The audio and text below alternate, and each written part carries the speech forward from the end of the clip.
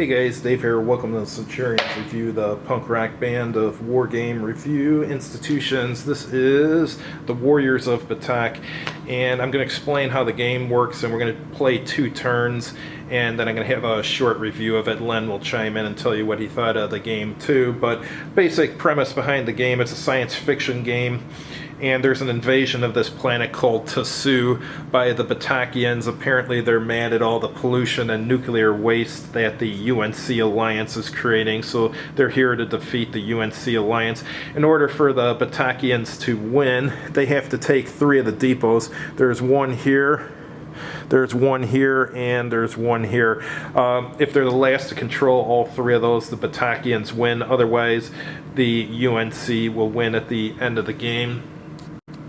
The game ends after 12 turns. It's got a little turn marker here that you kind of just move along the hexes to show when 12 turns is going by.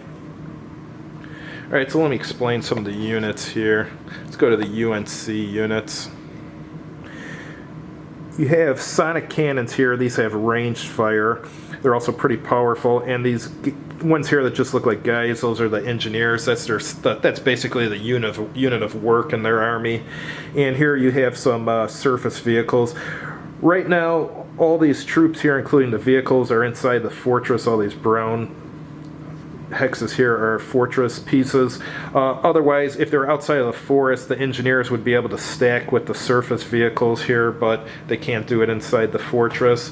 I'm planning on these guys just doing a stalwart defense, because that's what usually works. Let's go to the Patakian units now. Alright, down here you have the Berserkers. These are just cavalry units. They work like any other cavalry unit, except they have a special ability. If they charge, they can move double, but when they attack at half strength. And over here are their tanks called Leviathans. These have a ranged attack too. And then also there's aircraft for each side. Those come in later. Here's the aircraft for the Patakians. They can come in on any turn you wish, or the player wishes. It's just that they stay on the map for the rest of the game then. And then let me show you the UNC aircraft. They have 3 of these. The UNC, these are powerful units, the aircraft. They really help out the UNC. Some people might say they're a little too powerful, but alright, and then over here, one other unit we haven't shown. These are amphibious units that are controlled by the UNC. They can only move in the river hexes, and the cost for them to move through a river hex is just 1, whereas if a infantry unit wants to cross the river, it has to pay 2.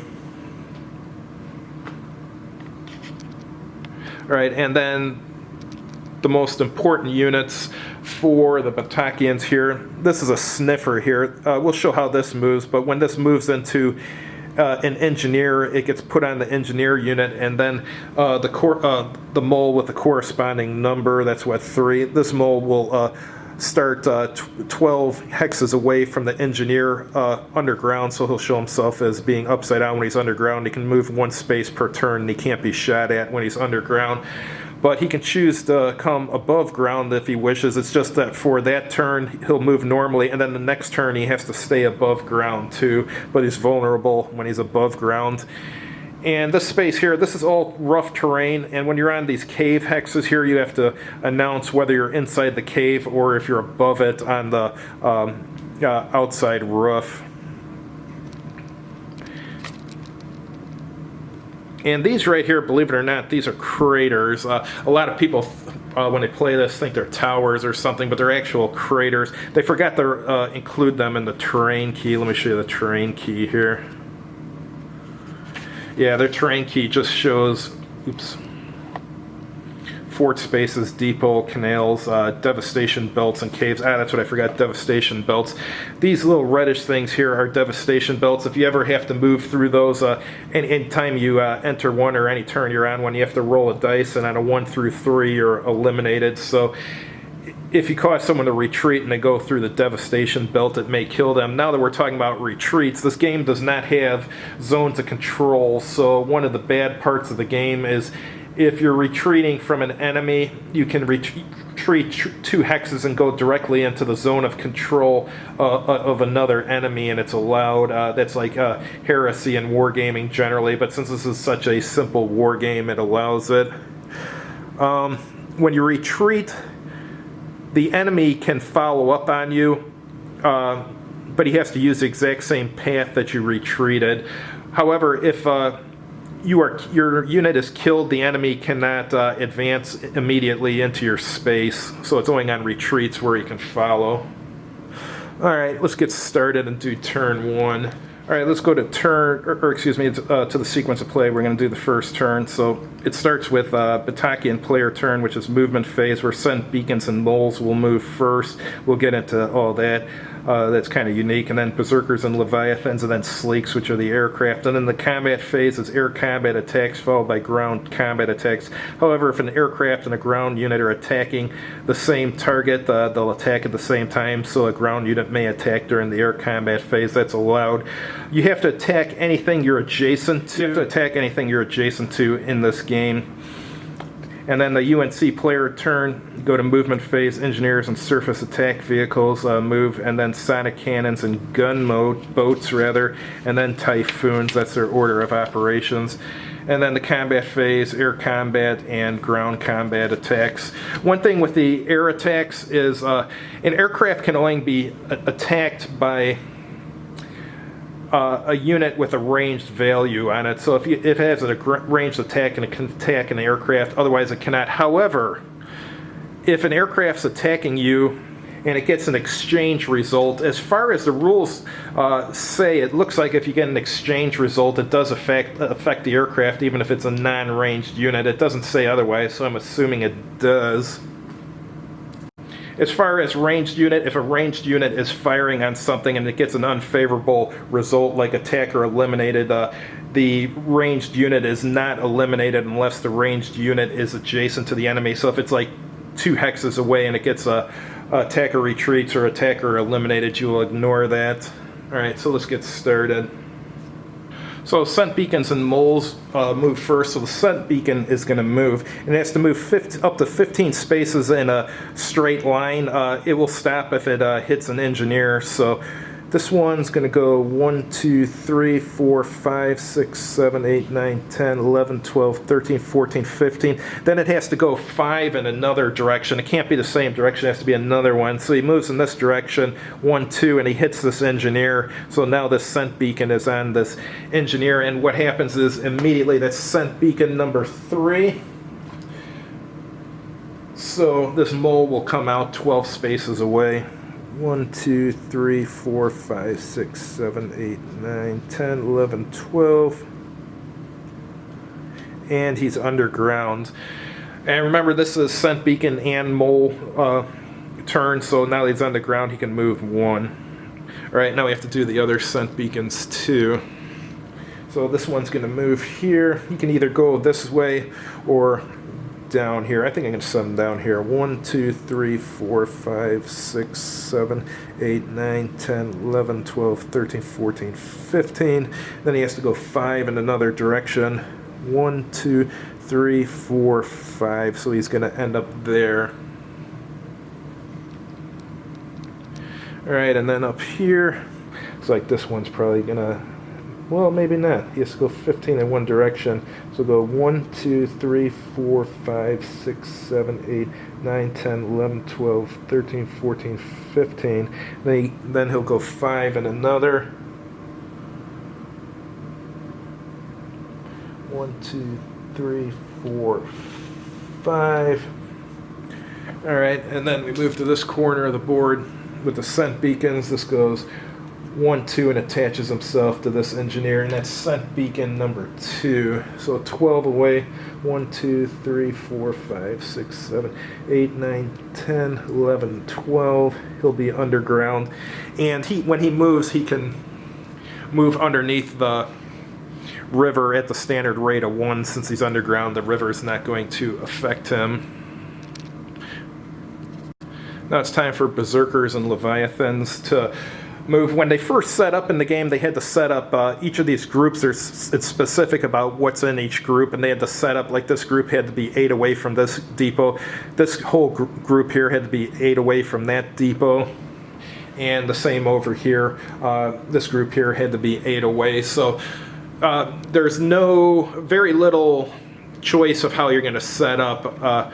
Very little. The only choice is really after you got a little bit of choice, but afterwards you have to decide, are you just going to attack all 3 depots, or just concentrate and just attack 2 at a time or 1 at a time or something. But that's the basic strategy. Since this is just a learning thing, I'm just going to show turns 1 and 2. They're just going to attack the 3 different depots just to show you the rules. They're not actually trying to win. Alright, so Berserkers, they can move 7. 1, 2, 3, 4, 5, 6. He moves into him. 1, 2, 3, 4, 5, 6, 7. Remember, there's no zones of control, so he can just move right through. 1, 2, 3, 4, 5, 6, 7. 1, 2, 3, 4, 5. It's just going to go there. 1, 2, 3, 4, 5. And now these Leviathans are going to try and move up to somewhere. They got a movement of 5, but a range of 4. 1, 2, 3, 4, 5. 1, 2, 3, 4. Alright, that's their movement for that section. Alright, so we'll go up here and see how they're going to move.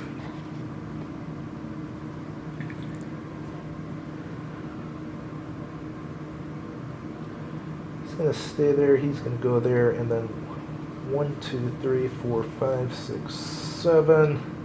1, 2, 3, 4, 5, 6. I'm trying to leave some room for him to retreat if he has to. 1, 2, 3, 4, 5, 6. We'll just go there. 3, 4, 5, 6, 7. And 1, 2, 3, 4, 5. Alright, let's move to this part of the battlefield to do our movement.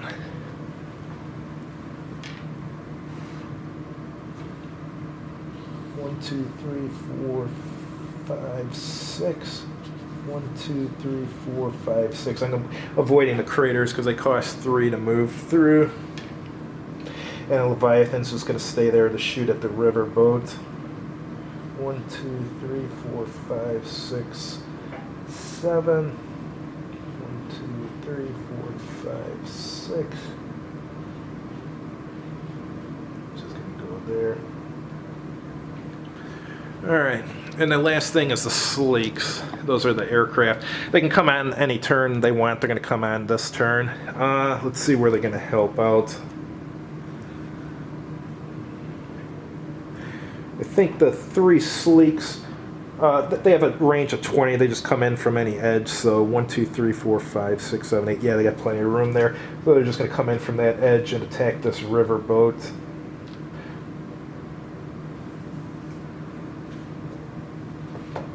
Alright, now we start with the Patakian Attacks. It starts with the air combat attacks,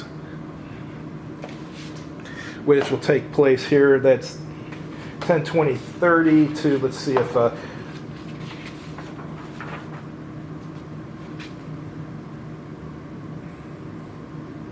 Canal has no effect on combat, so that's 30 to 8, so that's a 3 to 1.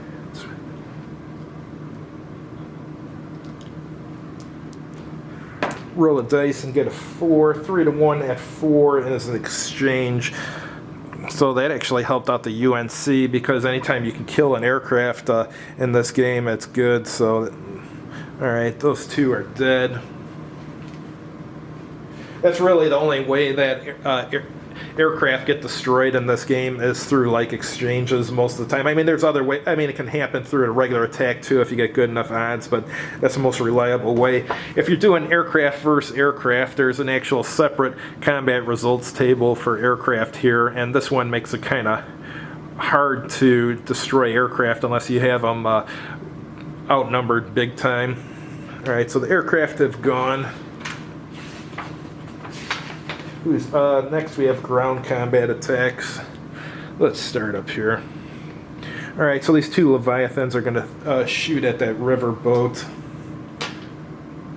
So that's a 16 to 8, so that's a 2 to 1. 2 to 1 at 1 gives... The defender retreats. So he'll just retreat this direction, 1, 2.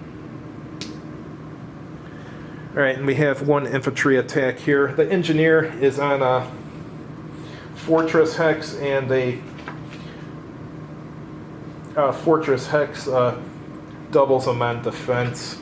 So we got a 10 attacking versus a 10, but which becomes a 20, so it's a 1 to 2. And let's roll and see what happens. 1 to 2, and he gets a 4, so attacker retreats.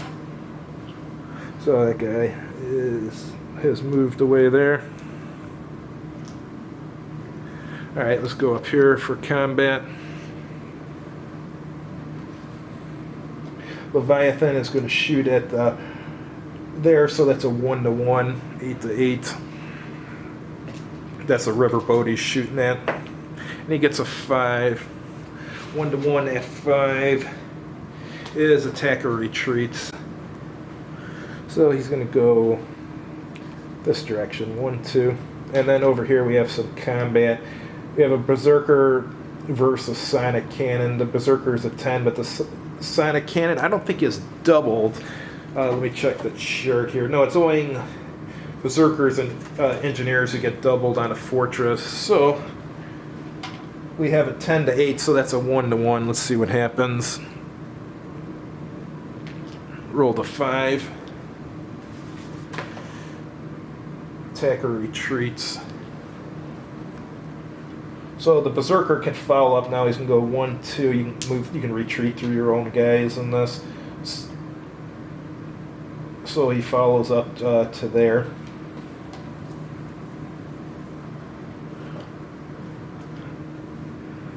All right, let's go down here. See what action's gonna happen down here.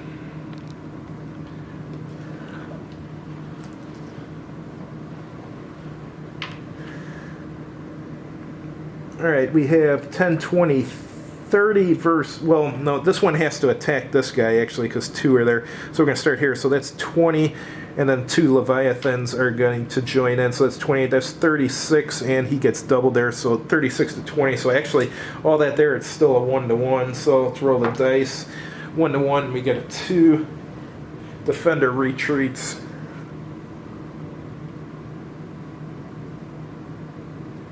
One, 2.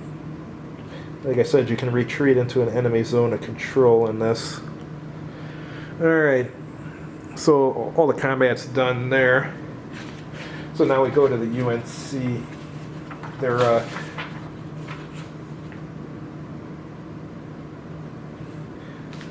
okay, they can move if they wish. So we'll start with engineers and surface attack vehicles. Alright, so let's see what we're going to do here. He's going to move back where he was.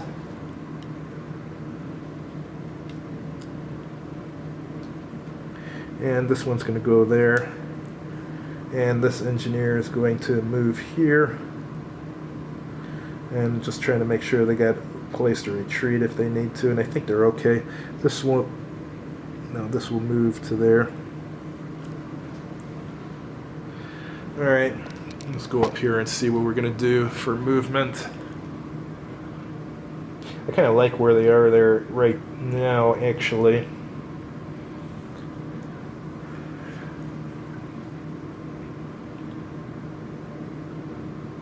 This is going to move one.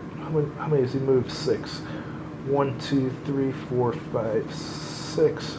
He's going to move to there. Alright, and let's go down here to do our movement. I think... Oh, I forgot to do 2 attacks up there. Sorry, during the other turn. These 2 are attacking up here, so that's a 1 to 2 and a, for that one. 1 to 2 at 3 is attacker retreats. So that goes 1, 2, and this one is a 1-to-1, and he rolls a 5. 1-to-1 at 5 is attacker retreat, so they both retreated. All right. So let's do these guys' movement. I think they're okay where they are. This one, nah, he'll stay there. He's still in range to hit the Leviathan. Alright, so the last thing we got to do is determine if we're bringing our aircraft in, and of course we are. So that's 3 aircraft there.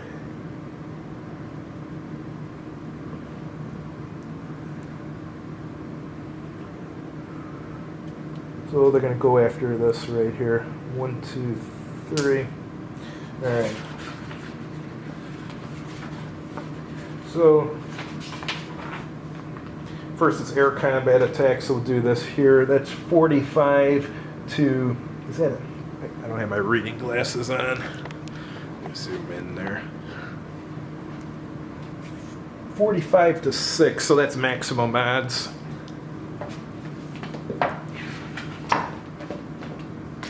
So it'll be a 6-to-1.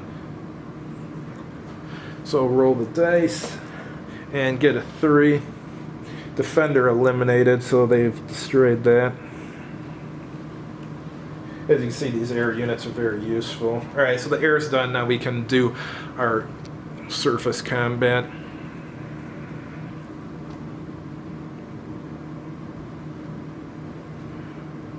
Alright, he's going to fire at an aircraft there. So that's a 10 to a 15, so it's a 1 to 2.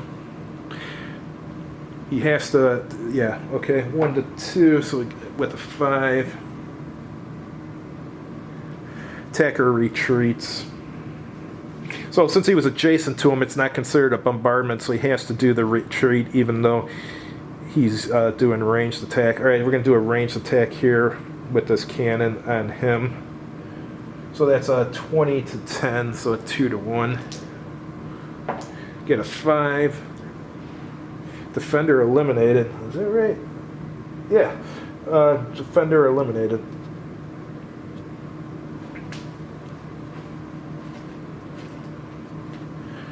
Alright, let's... do I got anything else on that part of the board? I don't think so. So let's go down here. Alright, so... the river boat's going to go, he's going to fire at him, so that's a 10 to 6, so a 1 to 1. And 1 to 1 at 1 is a defender retreats. So it'll go 1, 2. And then over here we have these two versus him. He's doubled, so it's a 16 to a 16, a 1 to 1 versus that Berserker. Actually, the cannon's going to add 2. So that would be a 36 to 16, so it's a 2 to 1.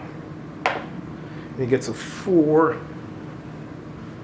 2 to 1 at 4, and it's an exchange. Alright. So 1 of each is destroyed. Oops, I pulled an extra one off. Alright.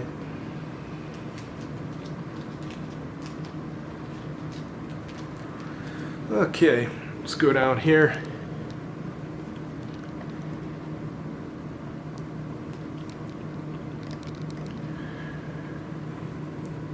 So we got some big attacks going on here. So this one here is going to join in 48 to 8, so that's a 6 to 1 odds on that Berserker right there. 6 to 1 at 3, defender eliminated.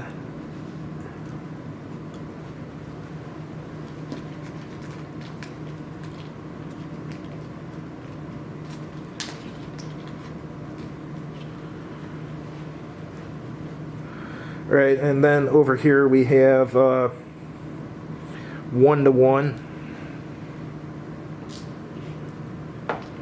1 to 1 at 6. Attacker retreats, yuck.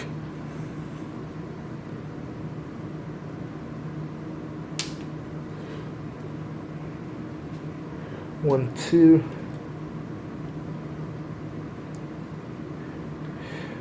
since the Berserker wasn't the attacker, he can't do a follow-up. It's only when he's attacking and he retreats someone that he can follow up. And we have this guy here, so that's a 1-to-1 there. 1-to-1 at 1, defender retreats. So he will retreat 1, 2. Alright, is that all the combat taken care of? I believe so.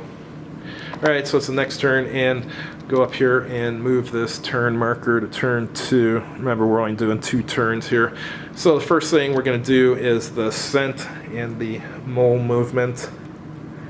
So this mole here, what is his movement is 6. So he's going to come above ground, go 1, 2, 3, 4, 5, 6. That's his target right there.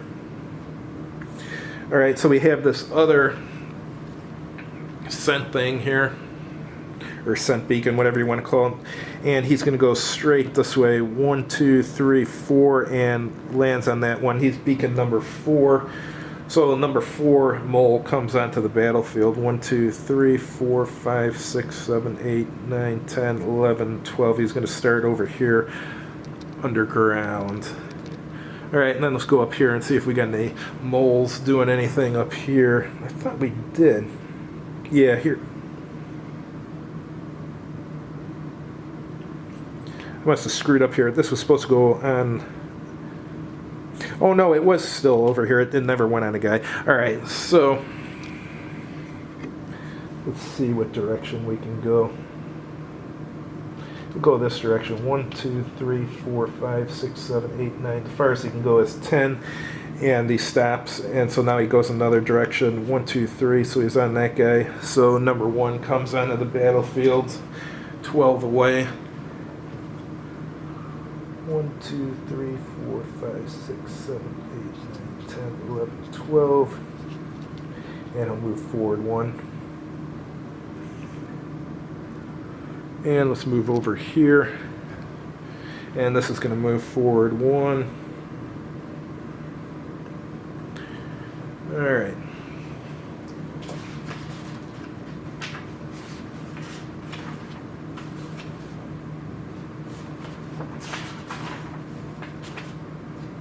Now, Berserkers and Leviathans go, so let's start up here. As far as movement, I mean.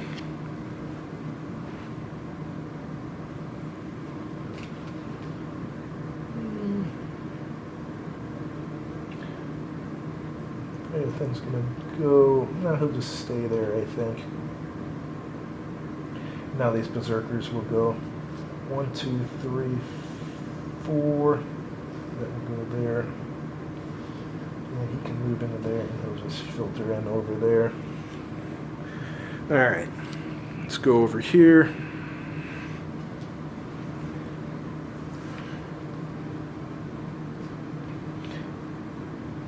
He's going to move to here.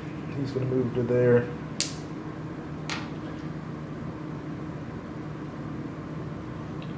He's going to move to there. And he's going to move to there. And this one will just keep the riverboat busy. Alright, let's go down here.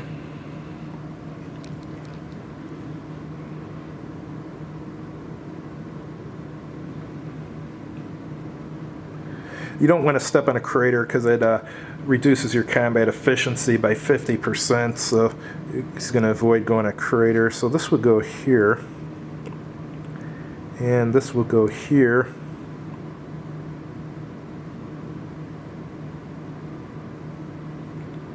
2, 3, 4, 5, 6. So this actually can go around this way. 1, 2, 3, 4, 5, 6, 7, and attack that surface vehicle. Yeah, I think that's what they're going to do. Alright, and then as far as aircraft, these 2 aircraft are going to attack.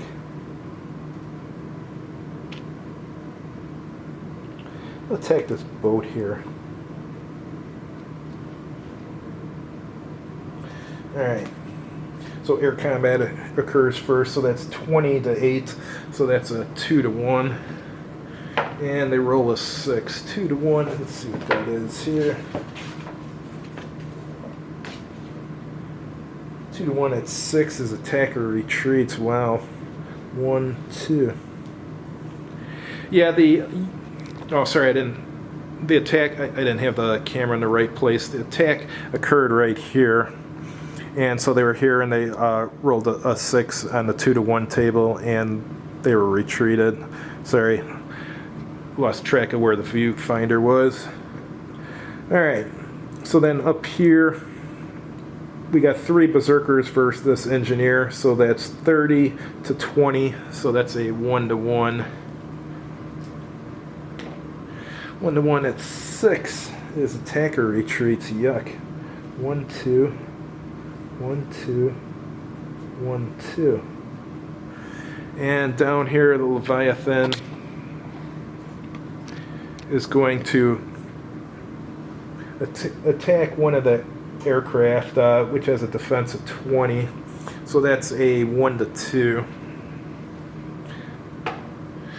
1 to 2 at 6 is attacker eliminated, but it was a bombardment, so you'll ignore that result. Alright, let's go up here and see what's going on.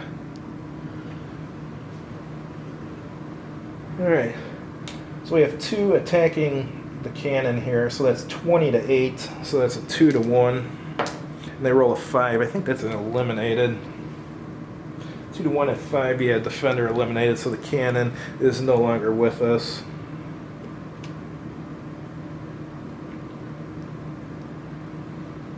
And one has to, these 2 will attack this one. So that's a 20 to 20, so a 1 to 1. 1 to 1 at 2 is defender retreats. So we go 1, 2, and this one will filter in. So they're in control of 1 depot, so that's 1/3 of the game won. If they control all 3, they win, but it's really hard for them to do so. All right, let's go down here and see what's going on. So we have these 2 who will be attacking him. So with the help of the Leviathan, so that's 36 to 20. So that's still a 1 to 1. 1 to 1 at 4. Oh, that's an exchange. So that worked out well for them. So they killed the engineer, and they're going to lose this guy.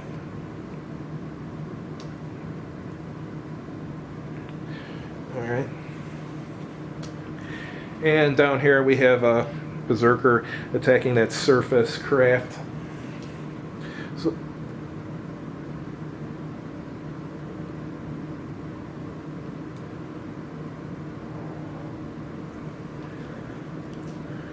actually, that wasn't a berserker that was here. Something got messed up here.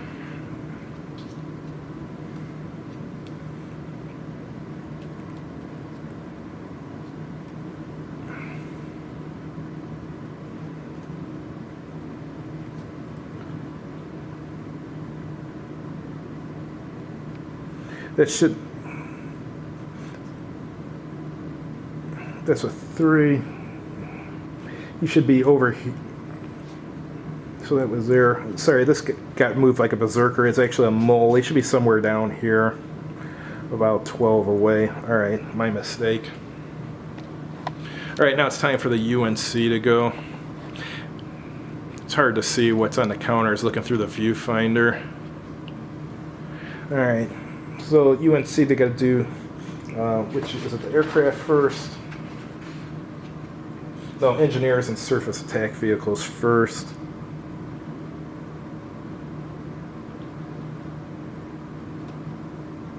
So that engineer is going to go there. And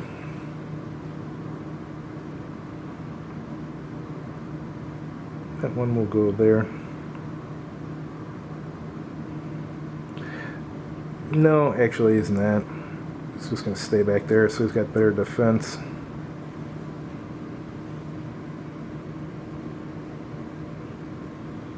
Alright, more engineers. They're okay where they are. up here.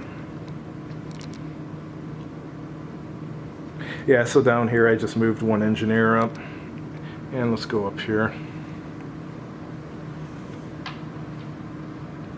He's going to move back into his place over here.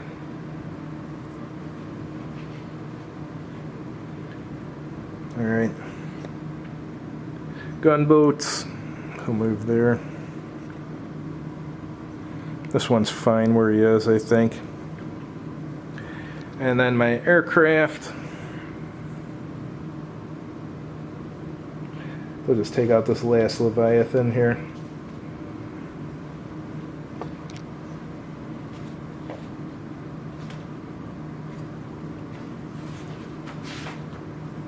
Alright, now it's air combat. So we got 45 to 8. So that's what, a 5 to 1. 5 to 1 at 5.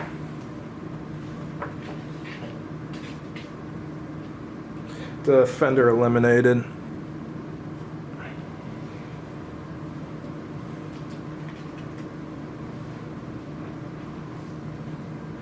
Alright, let's go up here and do engineers or cannon doing any combat. The cannon will fire at that one, so it's a 20 to 8, so that's a 2 to 1.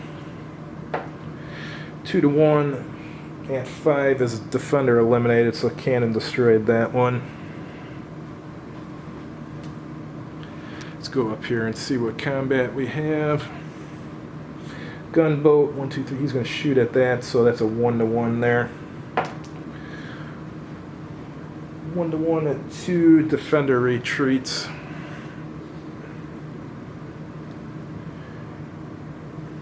And up here we have these two, 16 to 16, so that's a 1 to 1. 1 to 1 at 1 is defender retreats.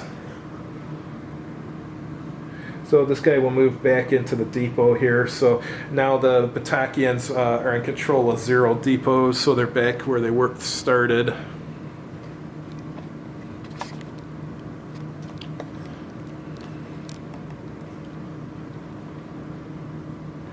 And let's go down here.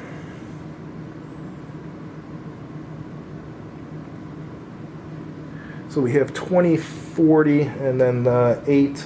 48 to 8 there, so that's a 6 to 1. 6 to 1 at 4, defender eliminated.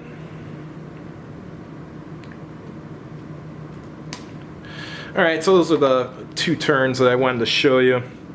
Like with the moles, as you see, when they finally get in range, they have a strength of 20, so they're very useful when they finally get there. But since they're only moving at 1, it takes a long time for them to get there, so usually you're going to want to bring them above ground so they can move faster eventually. The only problem with that is once you do that, then my airplanes here are going to fly over here and try to destroy you. So, alright, we'll go over the review section for now. First we'll do Len's short review, and then we'll go over mine of attack. Well, it's a very simple game, easy to learn, easy to play. Let me see. The only problem is I don't understand why I have to divide my attacking force into 3 parts instead of coming in one mighty force. Or is that an option? No, not an option. That's the setup's set. So yeah, that is an issue. And, well, actually, I was thinking the other side of that is I could probably bring in a big force, wipe out one of the garrisons, but would I have enough time to get to the other 2? Well, one way to find it. Actually, maybe that should be an option to try it out. But otherwise, it's a nice, simple game. It's nice to play. It seems like the defenders have an advantage in this one, but yeah. I just played this once, so it's hard to determine. So. Yeah, okay. I would agree. The defenders do have an advantage. So it's a good game, and if you can afford it, it's worth your while. So that's it. It's a good game. All right, thanks, Len. So what do I think of this game? I like it, but the replayability is limited. There's only one scenario, and the setup's pretty regimented. So. I wish there was another scenario where you could just set up wherever you wanted, or maybe another scenario where instead of having to take all 3 depots, you only had to take one of them, and you write down which one you're going to take. You set up, and a defender has no clue which is the one they have to take to win, so you can do like diversionary attacks and stuff. That would have made it more interesting. As far as the gameplay, it's not bad, but it needs zones of control. I don't like how you're allowed to retreat into an enemy zone of control. That's like heresy and wargaming, as I mentioned earlier. And it needs line of sight rules too, because none of this terrain on the board is blocking, except unless if something's in the tunnel, like right here, or a cave, then line of sight is blocked by things that are outside of the cave, shooting from like this direction. But otherwise, there's no line of sight, so that takes away some of the defensive strategy. Let's see what else we have here. The terrain key doesn't say which the craters are. To me, it was obvious which were the craters, but I read online there's a lot of people who aren't sure which the craters are. They're these things here. I know they look like towers, but these are actually craters with a little bit of water in them. I thought it was strange that the cavalry, if it charges and hits, then its attack is only at half strength. Like a lot of Ancients games I've played, if you charge, you get to go further, and then you'll get like a bonus for charging too, where your charge is a little bit more powerful. So that was kind of weird to me. The rule book doesn't say what all the counters are. I had to use the power of deduction to figure out what the different counters were, because it doesn't say anywhere, so that was kind of a problem. Otherwise, the rule, but other than that, and the fact that it didn't say where the craters were, actually the rule book is actually pretty good. It explained the game pretty well. Actually, in some places, explained something in 2 different places about the same thing, but that's all right. Overall, the rule book wasn't bad. I've seen far worse micro game rules. This is actually one of the better rule books, I would say. And other than that, yeah, it's not bad. It's a decent micro game. You can get it for, I thought this went for like $10 to $15 on eBay. It looks like some people are selling it for $5.95 on Punch. So, I mean, if the game interests you at all, I'll just jump on eBay and get a copy and try it out. As far as the stats, I would give it, rulebook clarity, I'd give it about a 7.5. It would have got higher if it said what the craters look like, and if it said what each counter represents, where you didn't have to deduce what each one was. Oh, one other thing I want to mention, the scent beacons and the moles. That's kind of a unique thing. That's probably pretty original, but it didn't work that well in this game. The game had some interesting ideas in it, like with the river boats and all that, but I don't know, it just, how would I want to say it? It worked, but it just didn't enhance the game, even though it was something unique. It was just there. So as far as the rulebook clarity, like I said, a 7.5. As far as fun, I'd give it I was going to give it a 7, but I think I would actually give it like a 6. I mean, the lack of zones of control kind of ruined it, but as far as the fun, a 6 out of 10. Originality, I'd give it a 6. But like I said, the mole stuff was original. It just didn't enhance the game that much. The moles are just targets for the aircraft, so when the mole comes to the surface, the aircraft come flying over and destroy the mole. So in the different games I've played with this, I think the moles have destroyed a unit or 2, but generally once they reveal themselves, 3 UNC aircraft just fly over there and destroy it, or keep attacking it and causing it to retreat or something. It's just a magnet for aircraft. Riverboats were an interesting idea, though. As far as components, I'd give it about a... Now I'm going by 1980s microgame stuff, so... probably about a 7. The artwork, you either like the artwork on this cover or you don't. The artwork on the map is probably better than metagaming maps, that's for sure. It's not bad. So yeah, I'd give it about a 7 for the components. As far as replayability, just a 5, because there's only one scenario. I wish they had other scenarios and different options for setting up and stuff. You get a lot more replayability out of this. I mean, I'm done playing this game. I've played it a bunch of times, and there's no reason to play it again, because, I mean, really, the only choice I have once the game starts, if you're playing the Patakians, is are you going to attack all 3 depots, or are you just going to initially attack 2, or are you going to concentrate on them one at a time and hope that you get them all before the time runs out? But every game I've played, the UNC has won. The Patakians haven't won yet, so I think it's hard. It's much harder for the Patakians to win. As a Batakian player, you have to have some good luck, and you're going to have a strategy where you attack just probably 2 of the depots, and then after those 2 are done, then go attack the 3rd. But overall, I mean, it's not bad for a 1980s game. I recommend it. If you got an extra $5.95, go pick up a copy and play it. Have it play it 3-4 times, and then you'll be done with it. But it's not bad for $5.95. That's my review. Have a good evening.